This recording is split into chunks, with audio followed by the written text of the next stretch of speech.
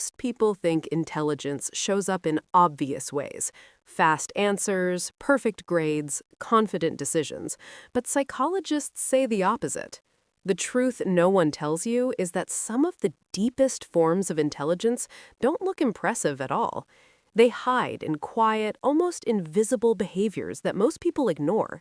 And the unsettling part is that if you recognize even a few of these patterns in yourself, you might not just think differently, you might be operating on a level most people never reach. But here's where it becomes uncomfortable. These traits don't just give you insight, they reshape how you experience reality itself. This matters because these behaviors don't feel like advantages. They feel inconvenient, isolating, even exhausting. And the worst is that almost no one identifies them as intelligence. A pause that lasts a second too long, a question no one else thought to ask, a discomfort with simple answers.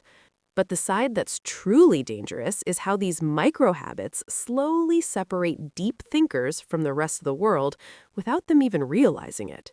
The brutal truth is that intelligence at this level doesn't make life easier, it makes it more precise, and precision comes at a cost. One uncommon behavior is relentless pattern seeking. You don't just see events, you connect them. Small details form larger structures in your mind without effort. Psychologically, this builds predictive awareness. More intelligent individuals use it to understand systems. Less aware individuals get trapped assuming meaning where there is none. And that leads into something more subtle. Another is delayed response timing. You pause before answering, not because you're unsure, but because you're filtering noise from relevance. Psychologically, this reduces cognitive errors. Highly intelligent minds refine their responses, less aware minds rush to fill silence. But the real consequence appears in the next behavior. There's also discomfort with surface-level thinking. Small talk feels empty, oversimplifications feel wrong. Psychologically, this creates cognitive tension. Smarter individuals pursue depth. Less aware individuals avoid complexity altogether, and that tension evolves into something deeper. Another behavior is internal simulation. You rehearse conversations, outcomes, and decisions in your mind before they happen. Psychologically, this builds strategic foresight. More intelligent minds use it to prepare, less aware minds turn it into overthinking loops. And the next behavior reveals the cost of that loop. Then comes emotional analysis. You don't just feel, you examine what you feel, why it happened, and what triggered it. Psychologically, this builds emotional intelligence. Smarter individuals use it to regulate themselves, less aware individuals use it to suppress what they don't understand. And this creates a hidden layer most never notice. Another uncommon trait is selective engagement. You don't respond to everything, only what seems meaningful.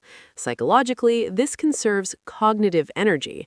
Highly intelligent individuals choose carefully where to focus, less aware individuals react to everything equally. And this selectivity leads somewhere even more isolating. There's also cognitive independence.